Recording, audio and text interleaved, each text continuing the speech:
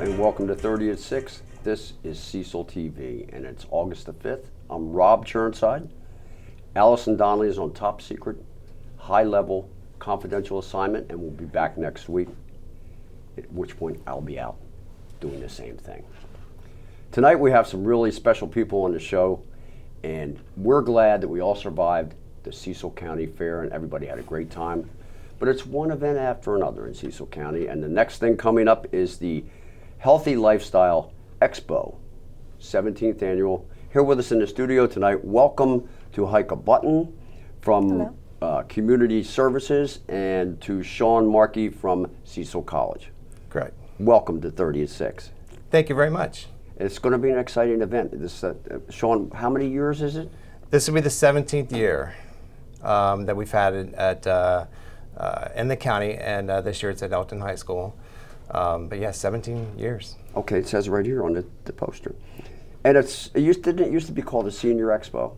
Or was yeah, it was the Senior Expo. As things have changed and evolved, we've made it the 55 plus Healthy Lifestyle Expo to expand and invite more to the event. That's good because it captures people who are 55, 56 and don't want to really formally call themselves senior citizens. They want to wait another 10 years or so. Sure. That's and great. there was a demand. I mean, there was more people that wanted to come to the event. So cool. And it will be held where? At the Elkton High School. Starting at 8:30 in the morning.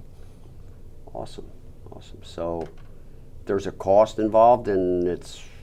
Yeah, so it's $8 for the admittance. That includes 3 workshops throughout the day. Many vendors, about 60 vendors this year, as well as lunch and a medical panel in the middle of the day. Ding, ding, ding. I heard that one. Lunch. Yep. So for $8, you could hardly go out and eat, right, Shawn? I mean, Heike, right? You could hardly go out to eat for $8. Barely. It's a great deal, yeah. It's a good meal, too.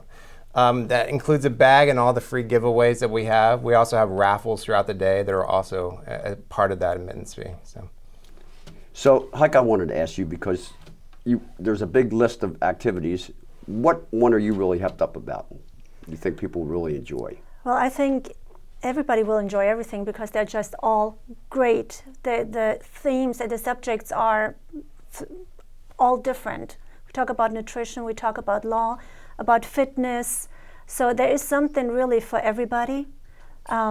We start the morning off with fitness with Tai Chi, low impact, really slow. So you're not too sweaty going out through the day. Right. I tried that a couple times. I got a little antsy. I had to want something a little more active. But there's all kinds of activities for people, right? All throughout the day.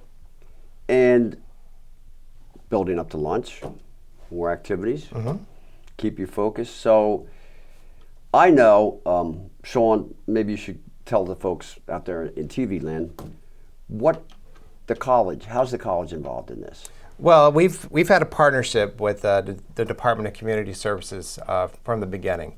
So we work hand in hand to make this event happen. There's a few of us from each side that come together to really collaborate. So we have some instructors of ours, as well as the Department of Community Services, as well as outside organizations that come in and really put this thing together. For instance, one of our instructors, Mike Dixon, is doing a workshop on researching family history. So, the Mike Dixon? The Mike Dixon, yeah, the ever popular Mike Dixon. He teaches a lot for us, and he's really helped us out for many years. And he has a very popular workshop at this event, as well as a few others like Raj Ghul and estate planning. And Wayne Hill does one on travel and travel tips and budgeting. Sure. So the lifelong learning wing of Cecil College is all courses for non-credit, correct? That's correct. We offer courses for adults, seniors, as well as youth and homeschool students throughout the county. Courses that might involve art, history, humanities, even holistic courses. We have performing arts, music lessons. So we run a lot of different courses that meet a lot of people's needs. And you don't have to be 55 plus to enroll in these courses? Oh no, we go from cradle to grave. We have many classes for all ages. and all interests, really. I mean, And I'm sure it's a you'll lot of inform fun. people at the expo about. Oh yeah, availability. sure. We're running summer camp right now, so we have 3 more weeks of summer camp at the college, at Fairhill Nature Center, as well as Plumpton Park Zoo. So Awesome. So, community services, Heike. You guys have a whole host of things that you guys do, including the buses that I see. Yes, Cecil, Somebody could conceivably maybe take the bus and end up right there at Elkton High School. Absolutely. We have Cecil Transit is one division that is part of the Department of Community Services.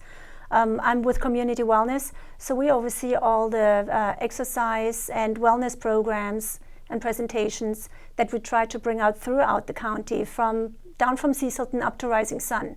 So we have different kind of programs that we, for example, we partner with Parks and Recs in Rising Sun that we bring out there, or Parks and Recs in Elkton, or different kind of faith-based locations. Right. And we just try to bring those out. All those programs are free of charge for 55 and older.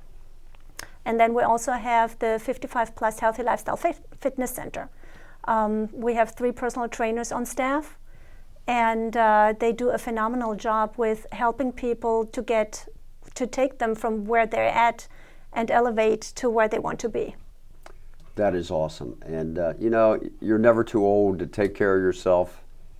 And I guess that's kind of one of the focus areas of this Healthy Lifestyle Expo. absolutely, Correct. we have screenings. We have multiple screenings that are free and offered at the event. Screenings as well. Yeah, so that's a big plus to that event, and many new workshops this year too.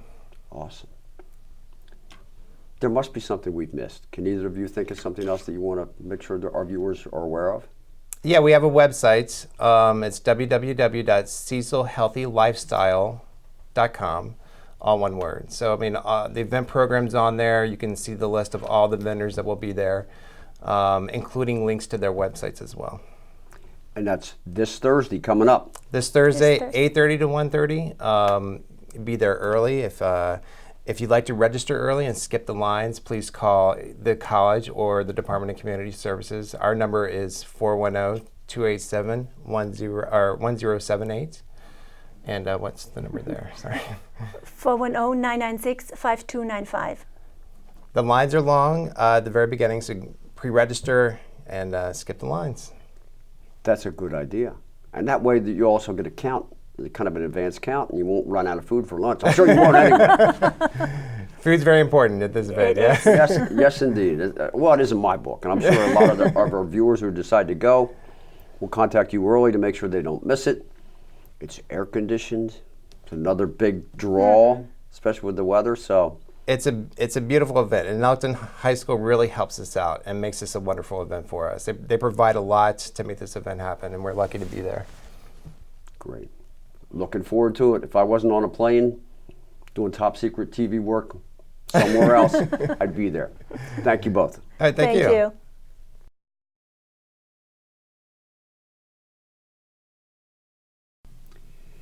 Welcome back to 30 at 6, Cecil County and the world. Before I introduce our next guest, and I'm flabbergasted that I mentioned his name in the previous segment and he actually showed up, made my night. But before I introduce our next guest, the town of Elkton is about ready to enter another phase of development. South of Elkton on 213, in the old area of Frenchtown, there's going to be a multi-use area, lots of homes, new businesses, and here to tell us all about the history of that area, and we'll discuss some of the new developments, is my good friend, Mike Dixon. Mike, welcome. to Thanks, Rob. 36. Thanks for having me. Oh, it's always our pleasure. You know, I gave up on trying to keep up with you with the bow tie thing. I only had one, and I wore it I'm last sure, time. yeah. I'll tell you what, a role model for the entire world. Absolutely. And yeah, our previous guest talked about you as you're coming to the 55 Had nice things to plus. say? Yeah, of course. Oh, okay. The 55 Plus Expo, you're going to be doing a presentation Yeah. there Thursday. Thursday. Learning how to do genealogy. Genealogy. Are you interested? I am. I've been told that I'm 256th Penobscot Indian on my mom's family side from Massachusetts. Well, why don't you come and join us? Well, maybe we'll figure it out for you. Well, I'm doing a little research of my own, Mike. I'm going to Colorado. I can't that's- say any more yeah. about it. This is a secret mission, huh? Family research. Family research. Okay. Other. Good. Well, good. Anyway. That sounds like fun. So speaking of research and digging into the past, we know there's a new development in Frenchtown, which is south of Elkton. South of Elkton, 213, yeah. on Pennsylvania Navy Highway. So what's going on down there? Well, Rob, of course, they just, the Mayor Alt and the County Executive McCarthy and the Economic Development Department and the developer have announced a rather large project that will bring a lot of change to Elkton. It's an area that has been in the radar of developers for, I guess, for decades. So it's kind of exciting to see that they've got someone who is now interested with what at this introductory level, or based on what you read in the newspaper, sounds like an exciting project for us. So, and they do have an interesting parcel of land to work with. I've heard 700 homes, multi-use athletic fields and whatnot. Mm-hmm. Did I hear an ice rink? Did I hear that? I'm not sure about that. Pool, maybe? But they are looking at some sports complex. I don't know the details. That's awesome. But yeah, and different developers have looked at it over the years. So there's a lot going on in the county right now. And it eventually abuts the banks of the Elk River, right? It does. It does. How about that? So what about the old Frenchtown? How did they get the name of Frenchtown, that area? Okay. So the property they're looking at, Rob, is the entire parcel. I mean, it stretches from along the head of the Elk River, just south of Elk Landing and Landing Lane there to across 213. It's really, in terms of like cultural resources and things, it's got some of the most rich resources, and so it's really a place that's got a lot of history. I mean, history is no stranger in that parcel. So, and I'm sure they'll take that into consideration as they develop it. The only thing I know about it, they called it Frenchtown. I guess people from France moved there or something. Mm-hmm. And they had I see the plaque as I drive by. So you did know something about it. There was a railroad there. There was. So early on, Acadians moved there and settled there, and thus and this is like really early, Rob. It gives you the name Frenchtown, and it just stuck, and it's come down to today.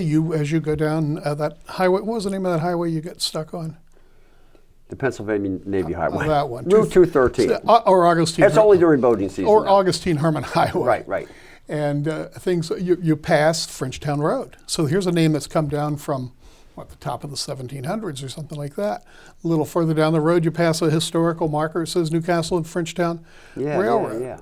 And if you turn up any of those roads, today, because it's in private property, you can't really get to the end of it. But there was a lost Cecil County village there that was really prosperous for decades. You figure, say, the top of the 1800s, late 1700s, decades into the 1800s, boy, the great and the near great knew that tiny little village. They may have not have known about Elkton, but they knew Frenchtown. How about that? Because they were traveling. So as like, I don't know, Daniel Boone goes through there at one point, Daniel Webster, anybody who was traveling, say, from Boston into Washington, D.C., Philadelphia to New York, that was your highway. So, of course, you had to cross the Elk. There was probably a ferry, maybe? Yes, so that's really what it was it was like, before we had like railroads, it was a portage route across the Chesapeake Bay, across the Delmarva Peninsula. And so you would take a steamboat from Baltimore, and you'd come up as far as you could up the Elk River, and there was this little village of Frenchtown. You get off the steamboat. Now, this is steam. I mean, this is like modern technology for the time we're talking about. And when you got off the steamboat, there was the region's first railroad sitting there waiting for a locomotive. It was called the Newcastle and Frenchtown. You would get on that railroad for a quick 14-mile journey across to Newcastle, and when you arrived in Newcastle, there was another steamboat waiting or packet, depending on where we are in time, a boat waiting to take you up to Philadelphia. So when we didn't travel far from our homes, you figure the people that went through that little village. There was a tavern that survives into the 1950s, 1960s, Wow. Frenchtown Tavern, warehouses, a few homes, all sorts of, there was a lot for a little parcel. It's almost, you wouldn't believe there was anything there if you didn't know the historical record. No, I've never been down that road. I've been down the next road, Lewis Shore Road.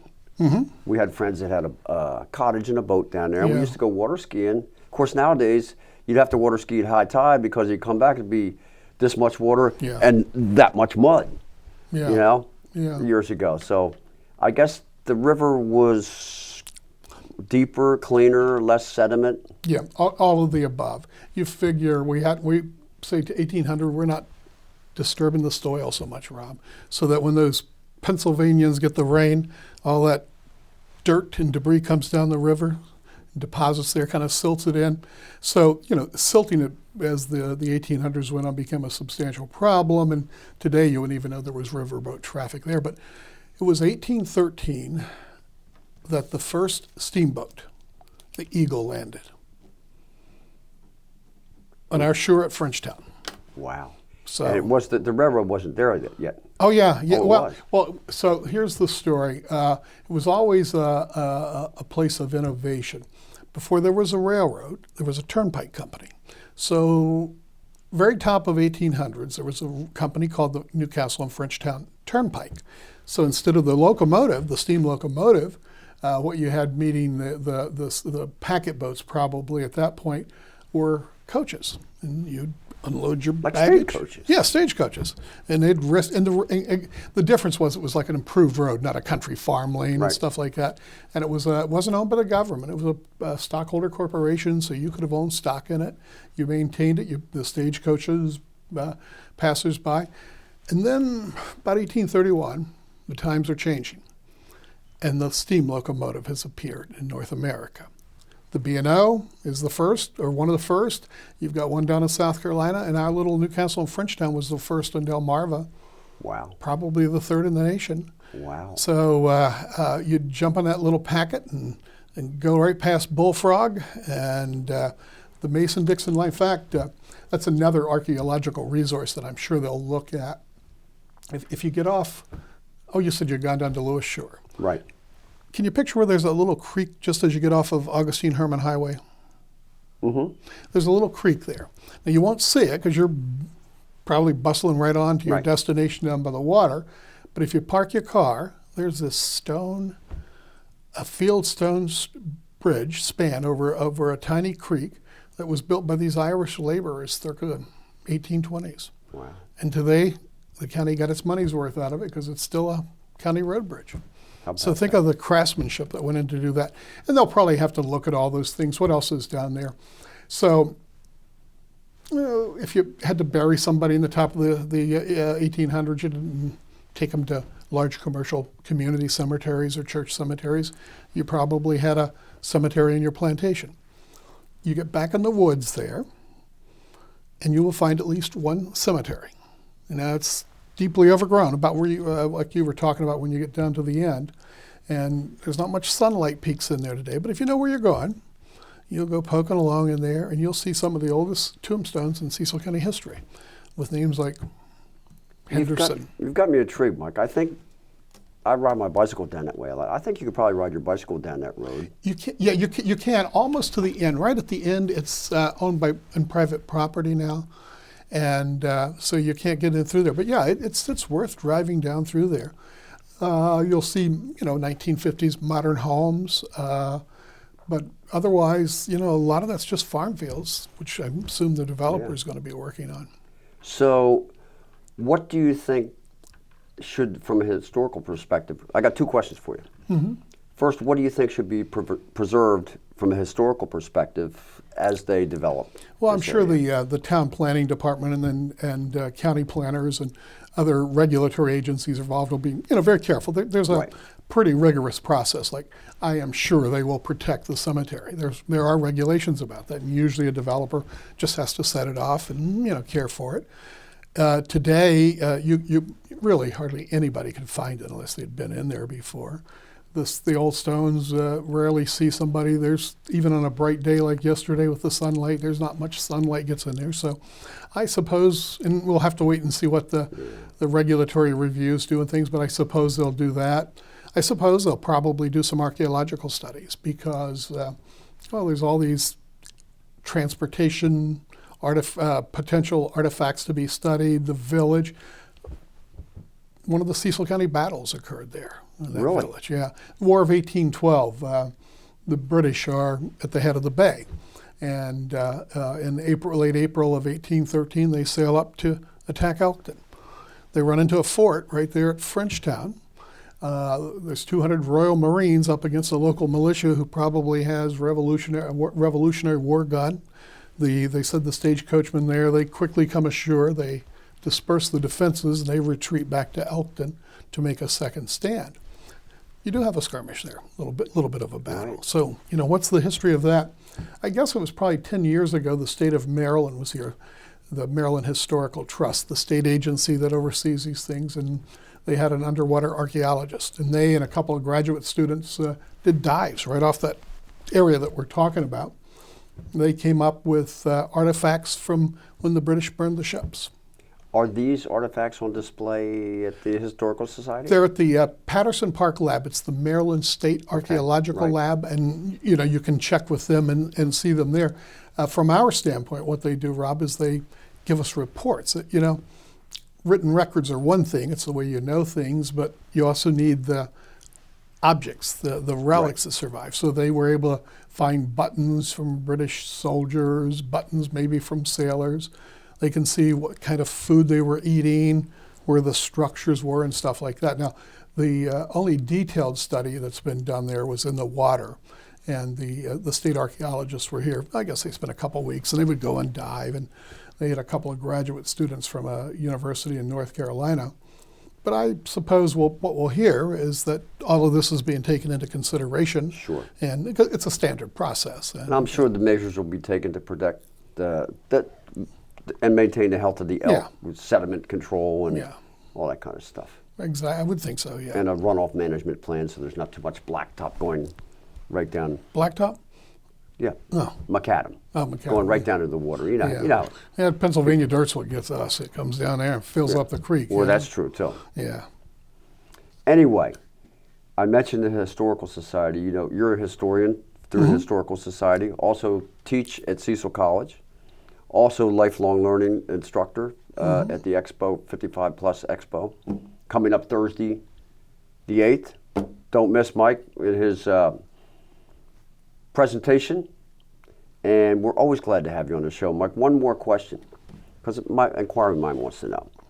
Suppose you were coming from Baltimore by steamship up to Frenchtown, and then took the railroad to Newcastle, and then from Newcastle another steamship to Philly. How long do you think that would take? Oh, that was about a 14-hour journey. It was a long time. I mean, these are primitive sailboats. The train only goes like 14 miles an hour or something like that. So that's and then you still got to unload it and unload it. So you spend the better part of a good long day by the time you make the connections and things like that. And by the time you got to Frenchtown, you'd be pretty hungry. You were. So the Frenchtown Tavern, I think it was our 5-star tavern back in those days. Wow. And you might stay a little too long and miss the train. Yeah, I'll be one tomorrow. There'll be one in the afternoon. There were 2 a day. It wasn't a lot of traffic, and they actually connected it with the steamboat coaches. But yeah, you had yourself a nice hospitality spot, nice food, nice drink, and a nice evening on the Elk River. Thanks for taking us back into time, Mike, and it's always a pleasure to have you on the show. Our viewers, visit the Cecil County Historical Society on Main Street in Elkton. Open every first Friday for a little celebration, right? It's a good time to check it out. Monday and Thursday for research, if you want to come in and do some research. We're open from 10 to 4 on Mondays and Thursdays, and we have a great group of volunteers just eager to help you dig up that family history. Amen. Thank you, Mike. Appreciate it. Thanks, Rob. Thank you.